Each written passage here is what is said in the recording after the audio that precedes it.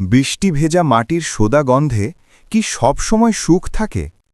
কখনো কি তাতে মিশে থাকে ১৪ বছরের এক মায়ের চোখের জল আর বাবার নীরব হাহাকার? উত্তরপ্রদেশের এক ছোট্ট গ্রাম থেকে জেদ নিয়ে বেরিয়ে যাওয়া সেই ১৬ বছরের ছেলেটি আজ কোটিপতি হয়ে ফিরেছে, কিন্তু তার চোখে মায়া নয়, ছিল শুধু দামি স্যুটের অহংকার। তবে সাফল্যের চূড়ায় বসে বিকাশ জানত না, তার এই রাজপ্রাসাদের প্রতিটি ইঁট গাঁথা হয়েছে তার মা বাবার চরম ত্যাগের বিনিময়ে। শুরু হচ্ছে এক হৃদয়স্পর্শী কাহিনী, শেকড়ের টান, এক কোটিপতি ছেলের ভুল ভাঙার গল্প। বিকাশ তখন মাত্র ১৬ বছরের ছিল, কিন্তু দারিদ্র্য, টিটকিরি আর ভাঙা স্বপ্ন তার ভেতরে এমন আগুন জ্বালিয়ে দিয়েছিল যে নিজের ঘরকেই তার জেলখানা মনে হতো।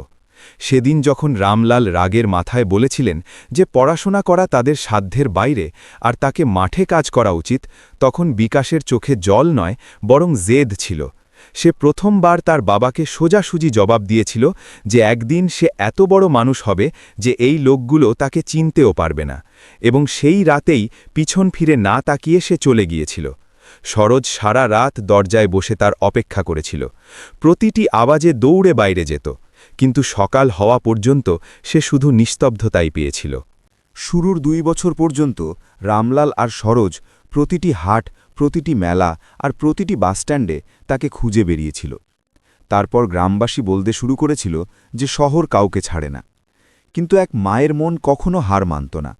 তাই সরোজ আজও প্রতিটি উৎসবে একটি থালায় খাবার মেরে দরজের বাইরে রেখে দিত আর বলত যে তার ছেলে নিশ্চয়ই আসবে।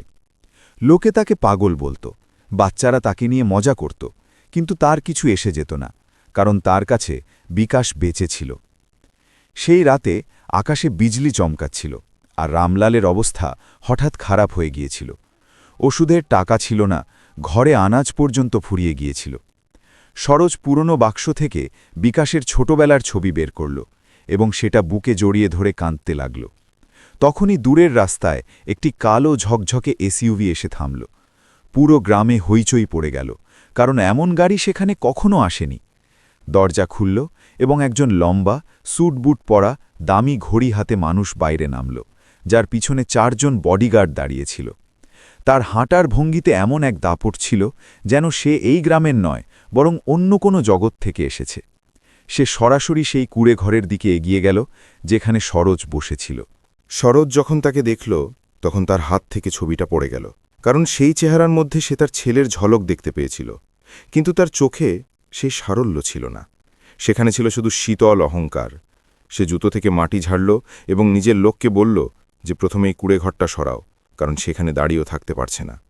সরোজ কাঁপতে কাঁপতে তার কাছে এলো এবং ধীর গলায় তার নাম ধরে ডাকল, কিন্তু সে কোনো আবেগ ছাড়াই তার দিকে তাকালো, যেন কোনো অচেনা মানুষের দিকে তাকিয়ে আছে। ভেতরে গিয়ে সে চারপাইয়েতে শুয়ে থাকা রামলালকে দেখল।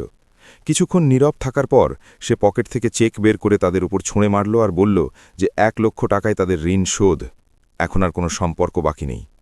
রামলালের কাঁপতে থাকা হাতে সেই চেকটা ছিল, কিন্তু চোখে শুধু জল। তিনি ভাঙা গলায় বললেন যে তারা তাকে কখনো ঘর থেকে বের করে দেননি, সে নিজেই চলে গিয়েছিল। এই কথা শোনা মাত্রই যেন সময় থমকে গেল। শরৎ চিৎকার করে উঠল, রামলালের শ্বাস আটকে যেতে লাগল, আর বিকাশ প্রথমবার ঘাবড়ে গেল। কিন্তু তার অহংকার তাকে আষ্টেপৃষ্টে জড়িয়েছিল। বাইরে বৃষ্টি বেড়ে গিয়েছিল, বিদ্যুতের চমক কুঁড়ে ঘরের ভেতরে আসছিল, আর সেই আলোতেই বিকাশ প্রথমবার তার বৃদ্ধ বাবার অবস্থাকে সত্যি সত্যি দেখল। তার শুকিয়ে যাওয়া শরীর, বসে যাওয়া চোখ, আর সেই চেকটা যা তার হাত থেকে ফসকে মাটিতে পড়ে গিয়েছিল। সেই মুহূর্তে তার মনে কিছু একটা নাড়া দিয়েছিল ঠিকই, কিন্তু সে নিজেকে সামলে নিয়ে পাথরের মতো দাঁড়িয়ে রইল। এদিকে সরোজ রামলালকে বাঁচানোর জন্য চিৎকার করছিল, আর গ্রামবাসীরা দরজায় ভিড় করেছিল। সেই রাতে বৃষ্টি শুধু আকাশ থেকেই পড়ছিল না, বরং ৩টে জীবনের ভেতরেও হচ্ছিল। একদিকে মায়ের অপেক্ষা, অন্যদিকে বাবার ভাঙা মন, আর তৃতীয় দিকে এক ছেলে যে কোটিপতি হয়ে ফিরেছিল, কিন্তু নিজের ঘরেই আজব বা অচেনা হয়ে গিয়েছিল। বৃষ্টির সেই রাতে যখন সরোজ রামলালকে সামলানোর চেষ্টা করছিল আর গ্রামবাসীরা দরজায় দাঁড়িয়ে তামাশা দেখছিল, তখনই প্রথমবার বিকাশের ভেতরে কিছু একটা ভাঙতে শুরু করল।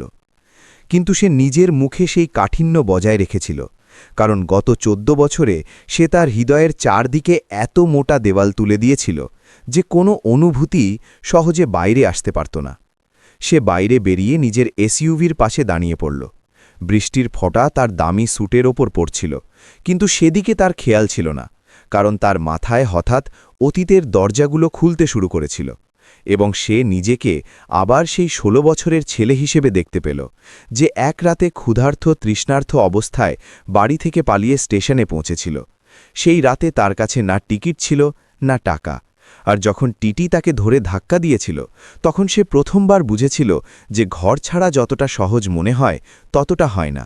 সে ২ দিন প্ল্যাটফর্মে শুয়ে কাটিয়েছিল, মানুষের ফেলে দেওয়া খাবার খেয়ে পেট ভরেছিল, আর কয়েকবার চুরি করার চিন্তাও এসেছিল, কিন্তু মায়ের মুখ মনে পড়তেই সে নিজের হাত থামিয়ে নিয়েছিল।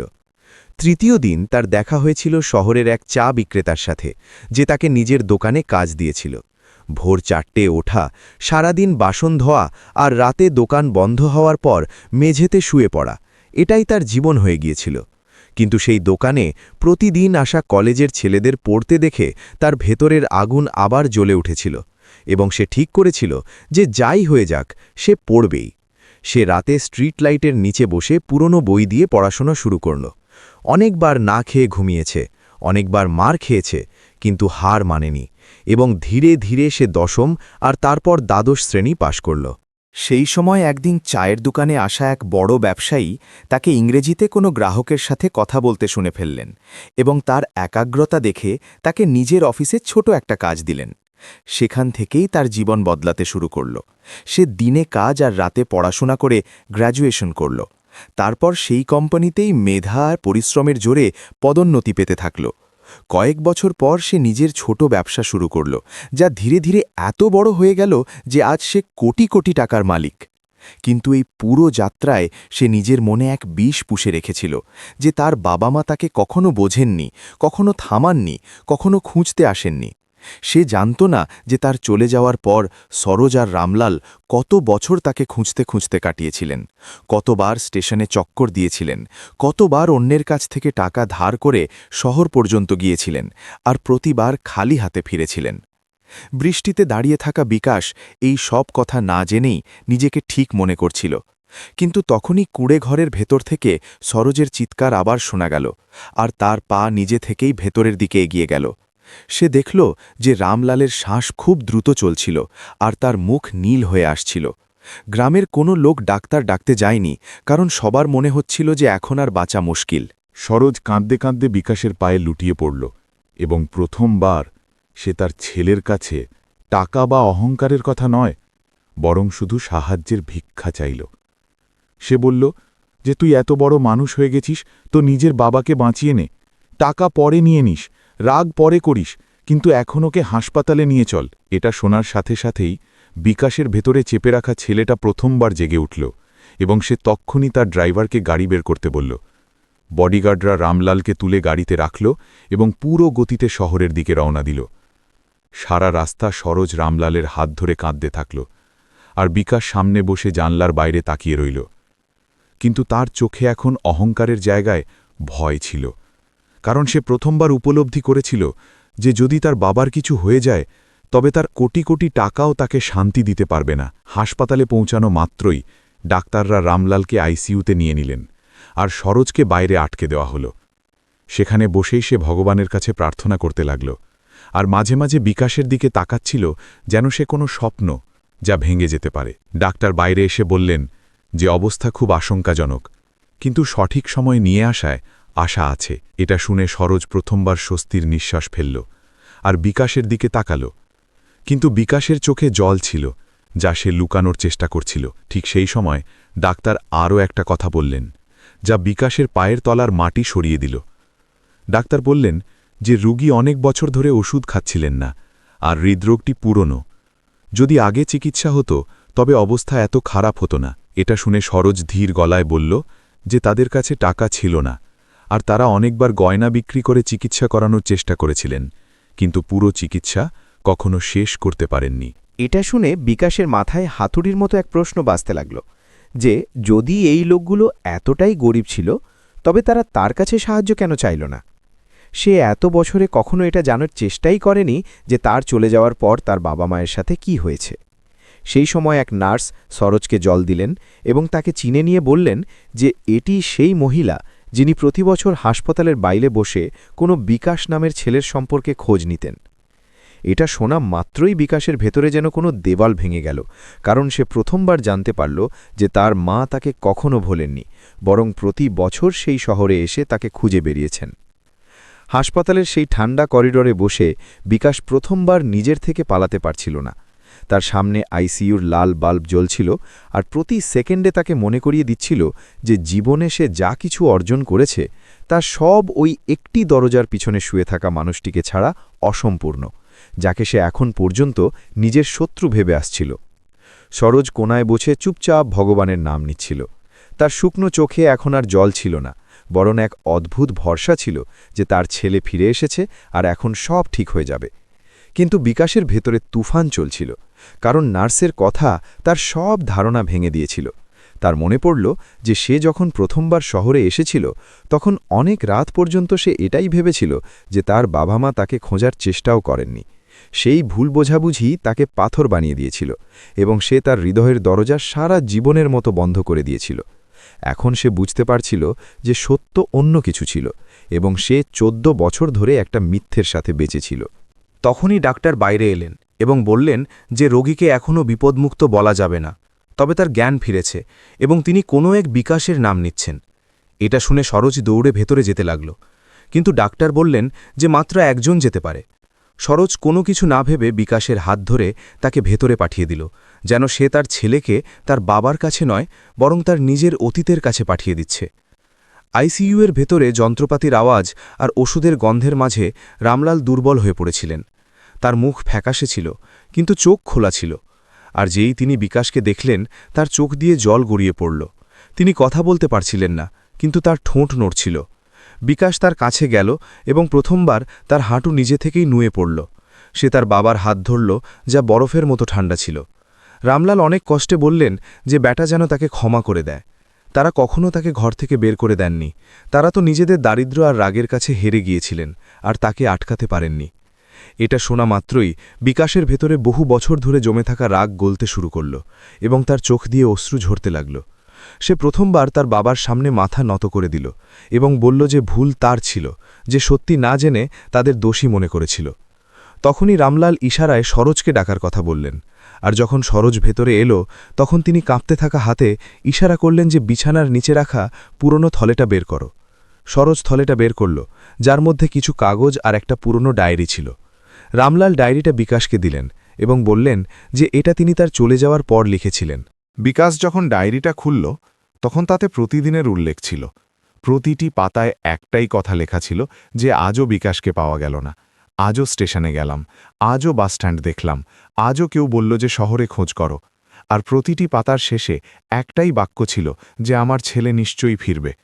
এটা পড়তে পড়তে বিকাশের শ্বাস দ্রুত হয়ে গেল, কারণ সে বুঝতে পারছিল যে যে ভালোবাসাকে সে ঘৃণা ভেবেছিল তা তো তার পিছু পিছু সব জায়গায় ঘুরে বেরিয়েছিল।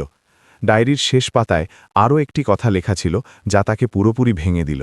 তাতে লেখা ছিল যে যদি কখনো বিকাশ ফিরে আসে তবে তাকে যেন না জানানো হয় যে তার চলে যাওয়ার পর তার পড়াশোনার জন্য তারা জমির শেষ টুকরোটিও বিক্রি করে দিয়েছিল, যাতে সে যদি ফেরে তবে তাকে আবার পড়াতে পারেন।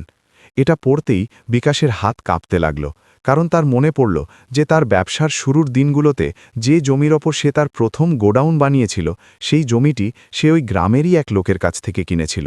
সে তখন জানত না যে ওই জমিটি তার নিজের বাবার ছিল। তার মাথায় বিজলির মতো এক চিন্তা খেলে গেল এবং সে তক্ষুনি তার ম্যানেজারকে ফোন করে জমির কাগজ বের করতে বলল। কিছুক্ষণের মধ্যেই সত্য সামনে এলো যে সে অজান্তেই তার নিজের বাবার জমি কিনে নিয়েছিল, যা তারা নিরুপায় হয়ে বিক্রি করেছিলেন। এই সত্য জেনে বিকাশের পায়ের তলার মাটি সরে গেল, কারণ যে সাফল্যের ওপর তার গর্ব ছিল তার ভিত্তি তার বাবার ত্যাগের ওপর দাঁড়িয়েছিল। সে কাঁদতে কাঁদতে রামলালের পায়ে লুটিয়ে পড়ল এবং বারবার ক্ষমা চাইতে লাগল। রামলাল তার মাথায় হাত রাখলেন এবং বললেন যে তাদের কখনো তার ওপর কোনো অভিযোগ ছিল না। তাদের শুধু এই দুঃখ ছিল যে তাদের ছেলে তাদের থেকে দূরে রইল। সেই মুহূর্তে আইসিইউর ভেতরে 3 জনের কান্নার আওয়াজ যন্ত্রপাতির আওয়াজের চেয়েও বেশি তীব্র ছিল এবং বাইরে দাঁড়িয়ে থাকা নার্স ও ডাক্তাররাও এই দৃশ্য দেখে আবেগপ্রবণ হয়ে পড়েছিলেন। কিন্তু গল্প এখানেই শেষ হয় না, কারণ ঠিক সেই সময় হাসপাতালের বাইরে একটি কালো গাড়ি এসে থামল এবং সেখান থেকে এক ব্যক্তি নামলেন, যিনি বিকাশকে দেখে হাসলেন। তিনি সেই ব্যবসায়ী ছিলেন যিনি তাকে কখনো প্রথম চাকরি দিয়েছিলেন, কিন্তু তার মুখে আজ এক অদ্ভুত কাঠিন্য ছিল, যেন তিনি কোনো পুরনো হিসেব মেটাতে এসেছেন। হাসপাতালের বাইরে দাঁড়িয়ে থাকা সেই কালো গাড়ি থেকে নামা মানুষটি যেই করিডোরে প্রবেশ করলেন, তার চোখে এক অদ্ভুত শীতলতা ছিল এবং তার পায়ের আওয়াজেই পরিবেশ বদলে গেল। বিকাশ তাকে দেখেই চিনে নিল। এটি সেই ব্যক্তি মহেন্দ্র মালহোত্রা, যিনি একসময় তাকে চায়ের দোকান থেকে বের করে নিজের কোম্পানিতে কাজ দিয়েছিলেন এবং তার জীবনের মোড় ঘুরিয়ে দিয়েছিলেন। কিন্তু আজ তার মুখে সেই আপন ভাব ছিল না যা আগে থাকত, বরং এমন এক ভাব ছিল যেন সে কোনো পুরনো ঋণ উসুল করতে এসেছে। মহেন্দ্র ধীরে ধীরে বিকাশের কাছে এলেন এবং কোনো ভূমিকা ছাড়াই বললেন যে অনেক বড় মানুষ হয়ে গেছিস তুই, কিন্তু অতীত কখনো পিছু ছাড়ে না। বিকাশ অবাক হয়ে জিজ্ঞেস করল যে তিনি এখানে কেন এসেছেন। তখন মহেন্দ্র ধীর গলায় বললেন যে সাম্রাজ্য সে গড়ে তুলেছে তার ভিত্তি শুধু পরিশ্রমের ওপর নয়, বরং একটি রহস্যের ওপরও টিকে আছে, এবং সেই রহস্য আজ তার সামনে আসতে চলেছে। এটা শুনেই বিকাশের বুক ধড়ফড় করতে লাগল, কারণ সে বুঝতে পারছিল না যে তিনি কি বলতে চান। মহেন্দ্র পকেট থেকে কিছু কাগজ বের করে তাকে দিলেন। সেই কাগজগুলোতে তার ব্যবসার শুরুর দিনগুলোর অ্যাকাউন্টস ছিল, যাতে দেখা যাচ্ছিল যে তার কোম্পানিতে যে প্রথম বড় বিনিয়োগ হয়েছিল তা মহেন্দ্রর মাধ্যমে নয়, বরং একটি গোপন ট্রাস্টের মাধ্যমে এসেছিল। বিকাশের মনে পড়ল যে সে কখনো সেই বিনিয়োগ সম্পর্কে খুব বেশি প্রশ্ন করেনি, কারণ সে সাফল্যের নেশায় ছিল। কিন্তু আজ সত্য সামনে ছিল যে সেই টাকা অন্য কারোর ছিল, এবং সেই ট্রাস্টের নাম পড়তেই তার জ্ঞান হারানোর মতো অবস্থা হল, কারণ সেই নামটি ওই গ্রামেরই এক ছোট সমবায় ব্যাংকের ছিল, যেখানে তার বাবা একসময় মজুরির কাজ করতেন। মহেন্দ্র জানালেন যে যখন বিকাশ নিজের কোম্পানি শুরু করেছিল, তখন তার বাবা রামলাল চুপচাপ সেই ব্যাংকে গিয়েছিলেন এবং নিজের শেষ সম্বল, জমি ও ঘর বন্ধক রেখে একটি ট্রাস্টের নামে টাকা জমা দিয়েছিলেন, যাতে সেই টাকা শহরে থাকা কোনো প্রতিভাবান ছেলের ব্যবসায় লাগানো যেতে পারে। তারা এটা জানতেন না যে সেই ছেলেটি তাদের নিজেদের ছেলে। তারা শুধু এটুকুই জানতেন যে সেই ছেলেটি গরিব এবং পরিশ্রমী, এবং তার সুযোগ পাওয়া উচিত। এটা শোনামাত্রই বিকাশের পায়ের তলার মাটি সরে গেল, কারণ যে সাফল্যকে সে নিজের পরিশ্রমের ফল মনে করত তা আসলে তার বাবা মায়ের ত্যাগের পরিণাম ছিল। মহেন্দ্র আরও বললেন যে তিনি এই সত্যটি তাই লুকিয়ে রেখেছিলেন কারণ তিনি চেয়েছিলেন বিকাশ নিজে নিজের পরিচয় তৈরি করুক। কিন্তু এখন যখন সে তার বাবা মাকে প্রত্যাখ্যান করেছিল, তখন তাকে এই সত্য জানানো জরুরি ছিল, যাতে সে বুঝতে পারে যে সে যে উচ্চতায় দাঁড়িয়ে আছে তার ভিত্তি কে তৈরি করেছিল। এটা শোনা মাত্রই বিকাশের চোখের সামনে তার বাবার দুর্বল মুখ ভেসে উঠল এবং তার মনে হল যেন সে নিজেই নিজের পায়ে কুড়ুল মেরেছে। সে কোনো কথা না বলে দৌড়ে আইসিইউর ভেতরে গেল এবং রামলালের পায়ে লুটিয়ে পড়ল। তার কান্নার রোল থামছিল না এবং সে বারবার বলছিল যে তাকে যেন ক্ষমা করে দেওয়া হয়, কারণ সে নিজের ভগবানকে চিনতে 14 বছর সময় লাগিয়ে দিয়েছে। রামলাল দুর্বল হাতে তার মাথায় হাত রাখলেন এবং হাসার চেষ্টা করলেন, যেন তিনি আগে থেকেই সব জানতেন। আর তিনি বললেন যে বাবা মা নিজের সন্তানদের জন্য যা করেন তাতে হিসেব রাখেন না, তারা শুধু নিজের সন্তানের সুখ চান। এটা শুনে সরোজও কাঁদতে লাগল এবং প্রথমবার 14 বছর পর সেই পরিবার একে অপরকে এমনভাবে জড়িয়ে ধরল যেন সময় থমকে গেছে। কিন্তু গল্পের আরও একটি মোড় বাকি ছিল, কারণ মহেন্দ্র বাইরে দাঁড়িয়ে ডাক্তারের সাথে কিছু কথা বললেন এবং তারপর বিকাশকে ডেকে বললেন যে হাসপাতালের বিল এবং চিকিৎসার খরচ অনেক বেশি, আর সে চাইলে তার বাবাকে শহরের বড় কোনো প্রাইভেট হাসপাতালে নিয়ে যেতে পারে। কিন্তু সাথে সাথেই তিনি এটাও বললেন যে তার ব্যবসায় কিছু আইনি সমস্যা চলছে, আর যদি সে এখনই শহরে ফিরে না যায় তবে তার পুরো সাম্রাজ্য বিপদে পড়তে পারে। এটা শুনে বিকাশ আবার দোটানায় পড়ে গেল, কারণ একদিকে তার পরিবার যাকে সে এইমাত্র ফিরে পেয়েছে এবং অন্যদিকে তার সাম্রাজ্য যা গড়তে সে নিজের পুরো জীবন লাগিয়ে দিয়েছে। সরোজ তার চোখের এই দ্বিধা পড়ে নিল এবং ধীরে করে বলল যে বেটা, টাকা আবার আসবে, কিন্তু বাপ আবার পাওয়া যাবে না। এটা শোনার সাথে সাথেই বিকাশ এক মুহূর্ত সময় নষ্ট না করে সিদ্ধান্ত নিয়ে নিল যে সে তার বাবার সাথেই থাকবে, চাই তার জন্য তাকে তার সমস্ত সম্পত্তি কেন হারাতে না হয়।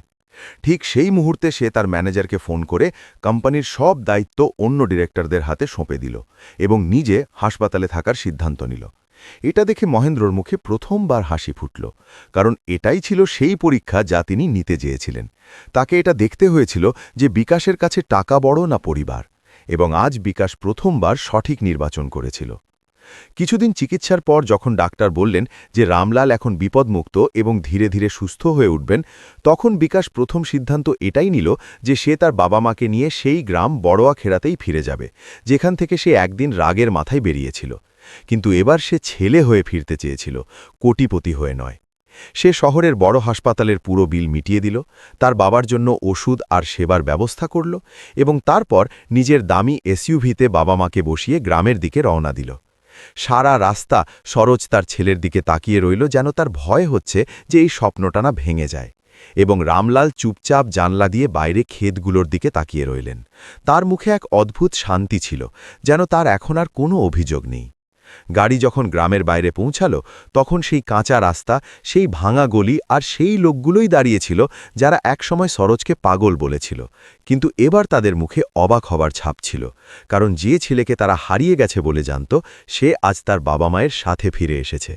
বিকাশ সবার আগে নিজের কুড়েঘরের সামনে গাড়ি থামাল এবং নেমে সেই মাটি হাত দিয়ে ছুঁল যেখান থেকে সে কখনো ঘৃণায় পা বাড়িয়েছিল। তার চোখে জল ছিল এবং সে ধীরে করে সেই মাটি কপালে ঠেকিয়ে নিল, যেন সে নিজের অতীতের কাছে ক্ষমা চাইছে। গ্রামবাসীরা জড়ো হয়ে গিয়েছিল এবং সবার নজর তার ওপরেই ছিল, কিন্তু বিকাশ কাউকে কিছু বলল না। সে সরাসরি সেই কুড়েঘরের ভেতরে গেল, যেখানে শৈশবের স্মৃতিগুলো এখনও ছড়িয়ে ছিটিয়েছিল। ভাঙা চারপাই, দেওয়ালে টাঙানো পুরনো ছবি, আর সেই কোণটা যেখানে তার মা তাকে ছোটবেলায় ঘুম পাড়াতেন। সে সেখানেই হাঁটু গেড়ে বসে কাঁদতে শুরু করল, কারণ সে বুঝতে পারছিল যে সে কি হারিয়েছিল। তারপর সে বাইরে এলো এবং পুরো গ্রামের সামনে হাত জোড় করে দাঁড়িয়ে পড়ল। এটি সেই বিকাশই ছিল যে কয়েকদিন আগে অহংকারে কুঁড়েঘর ভেঙে ফেলার কথা বলছিল, কিন্তু আজ তার গলায় নম্রতা ছিল। সে বলল যে সে অনেক বড় ভুল করেছে এবং সে তার বাবা মায়ের জন্য নতুন বাড়ি বানাতে চায়, কিন্তু সেই মাটির ওপরেই, যেখানে তাদের পুরনো কুঁড়েঘর ছিল, যাতে সে নিজের শেকড়কে কখনো না ভোলে।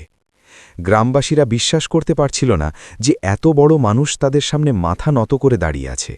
ঠিক সেই সময় বিকাশ আরও একটি সিদ্ধান্তের কথা জানাল, যা পুরো গ্রামকে নাড়িয়ে দিল।